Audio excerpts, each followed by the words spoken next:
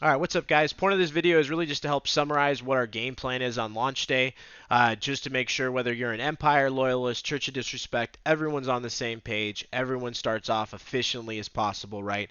And that we're on track to get the territory that we have targeted, and just make sure that right out of the gate we're pulling ahead of the curve as a company and being some of the highest levels, right? Taking control of the server even on day one.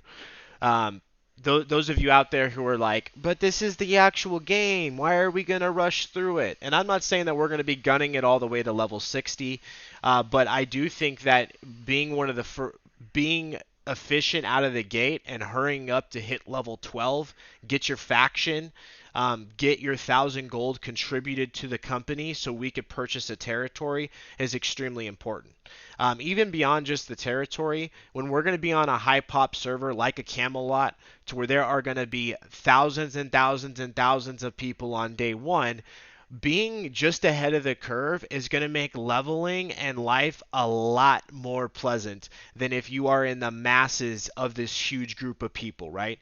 Even doing a simple quest like trying to kill wolves, you now have 50 people that are all standing around trying to kill one wolf spawn, and it's going to be a huge pain in the butt. It's going to drag everything out, and it's not going to be enjoyable even if you weren't trying to rush and level. So that's to where I think all of us, right, with this first tip that I'm going to go forward to, which is trying to skip the tutorial, I recommend everybody do it. I don't think there's anything super vital in the tutorial that teaches you anything out of ordinary that, man, if you skip it, you're going to be at a loss in the game. So my number one tip is when you get in there and you hit that tutorial, all you're doing is trying to just run and gun it up to the point to where you get that the first skill point. Once you get that first skill point, you're going to be hitting escape. You're going to be exiting to actually going into the New World game and touching down on the beach. Once you touch down on the beach, right, you're now going to be officially starting your beginner quest, and you're really just going to be running through the beginner quest and killing and doing whatever it says as quick as you possibly can. Most of us who have done MMOs, right, we understand how that is. It's not hard. You go here, it says a yellow dot. You go to this yellow dot. You kill the mob, it says. You run back. The one piece of advice I would give to you is you don't lose your quest. Nothing really happens if you die. So if you just happen to run 300 meters away from where you need to go turn the quest in, and there's a couple mobs right there that you could easily die to shave off a few minutes, feel free to go ahead and do that. Again, even a few minutes is going to help you stay ahead of the curve, going to make the leveling in the beginning when we have all of these people flooding in a lot more pleasant. The other thing here is if you see this tip guide, which I'm going to have in our leveling guides channel, I think this is the number one PDF if we're talking from like level 1 to 20 with that you should just keep open and have open on launch day. Because some of the stuff, for instance, like when you first start out and you're going through a beginner quest, there's going to be a quest to where you have to kill a boar, right? And on that particular quest where it does ask you to kill those boars, right? This is going to give you a good guide and make sure that you collect the right amount of materials here, not only to make sure that when you get to town, you can immediately turn in a quest, but also to where you'll see down here on optional, making sure you have the right amount of ore to where when you first get to town, you can also develop your first set of tools.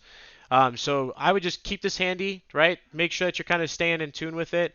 And making sure that the biggest thing here, my point of paying attention to this and looking at the rawhide and the stone and the flint and the wood, is just making sure that you're not running past iron mines. You're not running past herbs that are sitting next to you. If you haven't chopped down a couple trees before getting to the town, make sure you're doing so. That was a huge mistake that a lot of people, when they're just trying to level, think that if they just prioritize the quest and run past the harvesting and the gathering, that that's going to be the most efficient way. And they're completely wrong. Because one of the best ways to level in this game is actually just from harvesting and gathering. You get experience from leveling up your harvesting and gathering, and every time you harvest and gather something, every time you chop down something, every time you mine something, that gives you actual experience to your character, not just to your actual harvesting profession. So I think that that's a huge deal, and one of the big mistakes that people who haven't played this game in alpha and beta make coming in early on. You'll also find that once you go through these beginner quests, it's going to take you to town. And once it takes you to town, you're now going to have multiple quests inside of the town you're going to want to pick up out of the gate. The first ones is you're going to want to run up to the town board. The town board contains certain quests like chop down wood, gather herbs, right? Maybe kill some rabbits or some turkeys, something along those lines. Any town you go to, you're always going to want to run up to the town board and make sure you're stacking these things, because as you're going through and doing your main quests or even doing some of the side quests, you're going to find that a lot of this stuff in between, whether you're chopping down trees or gathering stuff, is going to be along the way. That's the most efficient way, right? And technically, in a perfect run, if I'm going to do my main quest, I'm going to pick up all of the town quests, pick up the town board quests, and as I'm going to do the main quest, I'm going to complete the other stuff that happens to be in the same area. I'm not going to go out of my way to go hunt down a rabbit or a turkey just by itself for a town board quest. I'm only going to complete those if it's along the way with doing my main quest. And that's the one thing we should always be prioritizing here, is the main quest. And as you're going through and you're prioritizing that main quest, it's going to take you up to the point at about level 9 or level 10 that you're going to be choosing your faction. Now, when you choose your faction, we are going with Covenant, which is the yellow one. The reason why we're going with Covenant is not because we like the yellow. It's not because, oh man, we love the background of the Covenant. It's because we know, having played multiple servers, yellow always tends to be the least populated. We're the underdog mentality. We want to have the most people to fight, so we're going to go with Covenant. Once you choose your faction, make sure you're typing into faction chat that you need an invite for Church, for Loyalists, or for Empire, just depending on who you're running with. We're all in congruency with each other, to where if you haven't really been specified with one, just mention whoever you'd prefer to roll with in the faction chat, and we'll get you an invite. You're not going to hurt anyone's feelings here. Um, once you get into your actual company, right, and you now have your faction, you should be around typically level 9 or 10. Now at this point, usually your main quest doesn't pick up until level 12. You're going to want to do some of the faction missions, PvP and PvE, with your town board and your town side quests. You're going to kind of do all of those together while you're waiting to hit level 12. Also, when you're going through, right, I want you guys to all be keeping an eye on your gold, because 1,050 roughly is what we're needing. We have, at least 100 between all three of our companies, at least 100 people that should be kicking off with us on launch day, that everybody should efficiently be able to, at about level 10, 11-ish, have 1,000 gold and be able to put 1,000 into the guild treasury, so within an hour or two we can run down and be able to purchase our first territory, which I'll get into what territory we're kind of targeting and why. But that's the one thing I want everybody kind of focusing and keeping an eye on. The second you have that 1,000 and you're inside of a company, you need to be going to your company and depositing it into the treasury so we can try and get that territory as quick as possible. Again, when we're on a high pop server like this, these territories are going to be going extremely quickly, and we have to make sure that we're on top of it. And the second we have that 1,000, we're getting it sent over, right? So our consuls and our governors can be able to purchase things as quick as possible. Next thing is level 12, right? Level 12, you're going to start doing the hermit quest, which is going to take you out to the shrine, and you're going to start going through and doing some main quests. At this point in time, just to clarify, if you're wanting to level the most efficiently, the way you're going to prioritize it is doing your main quests, your side quests, and your town board quests second, and then your faction missions third. And again, always just focusing on the main quest and only doing the ones that happen to be near it, not ever going out of your way awkward to do a town board or a side quest or a faction mission. Always be prioritizing that main quest. Once you've done that right, I think 20 is going to come pretty quickly if you're prioritizing everything there. And so from 12 to 20, prioritizing that main quest. The second you hit 20, that's to where really I think Amarine Expedition is what everybody's main focus should be. That's going to be where you hit your first dungeon. That's to where you finally are hopping into a group with some of your people in the company, right? Going and doing that whole dungeon run. Another little tip I'll give to that: all of the starting towns give PvE quests for the expedition. So as you're kind of running around getting ready for the Amarine Expedition, if you have the opportunity to teleport to your inn, right, to grab some of those PvE quests, the PvE faction quests for your expedition, I would definitely do so, just to get a little bit of experience, because you're going to be running through it. 20 plus though, after you've done the Amarine Expedition, Brightwood is going to be your best friend. It has the easiest PvP faction quests that you can just sit there and be able to grind kind of brainlessly because it's so close-knit together. Especially the more you do it, the more standing gain you're going to get, which means the more experience gain you could get, which just means the more that you can be able to take advantage of it.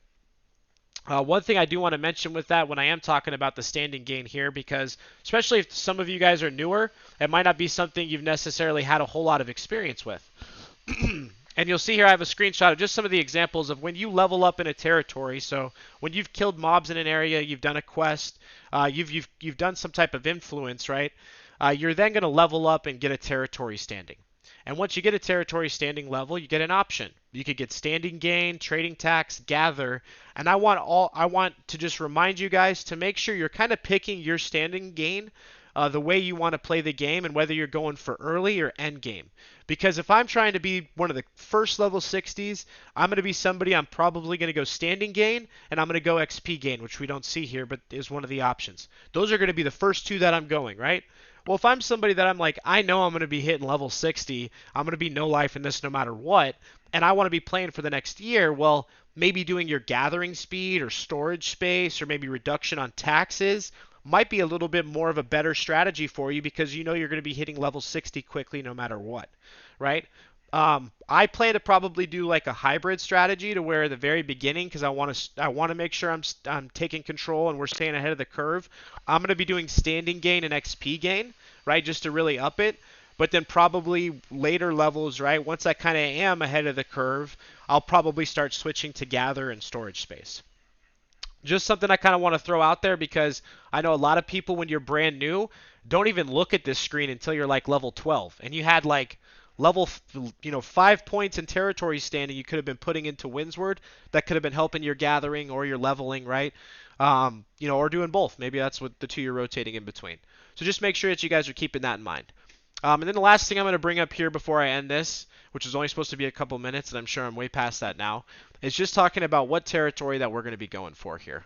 Um, Thought a lot about this. The governors and the consuls and I even have another meeting tonight to where this is going to be a big, big topic that we're discussing. But our number one priority, our first territory that we're going to be going for here is going to be Cutlass Keys. And I'll give a few different reasons why we're going for Cutlass Keys, but the main reason I want to talk about is why we're not going for the 4 starting towns. Because it's not, no one can argue, right, that these 4 starting towns early on, are whoever owns them is going to be balling out, is going to make a lot of money because most of all the stuff that's going to happen, right, this is going to be the hub of everything. But what happens in the first few days, though, of somebody taking over one of these starter towns is they pay 100,000 to, let's say, buy Everfall. When they buy Everfall for 100,000, us as being Church of Disrespect, we're now chomping at the bit. We can't wait to be able to go flip Everfall, right? Flip it over to where we can declare war on it. And at that time, hopefully it only takes us a couple days to do that. Well, within the 2 days, they've only been able to upgrade their gates a couple times, right? They haven't been able to upgrade all their stuff to level 3. But as long as we have 15,000 gold, which will be no big deal for us, we can have tier 3 everything on attack. To where I would much rather take one of these beginner towns within the first week or two by attack instead of we buy it for 100,000 and then the server mergers up against us and comes in 15,000, has higher level gear, and then ends up stealing it from us, right? So our goal is we're going to actually gun for Cutlass Keys. The reason why we're going for Cutlass Keys is first off, you can't even accept the PvP faction quest to be able to flip it until around level 30. Most of these people, right, who are in huge Zergs, they might have, 300-400 people, but most of them will probably be 15 to level 20-ish, right, within the first week. To where they're not even going to have the option to use their Zerg numbers to try and flip a territory until a week or two. By then, we've been able to upgrade quite a few things in our fort, right, to be able to be prepared for the war. The other thing is, I'd be really surprised if anybody even flips Cutlass Keys within the first week, just because it's such a pain in the ass. If you've ever done the PvP quest to try and flip this territory, it is the worst.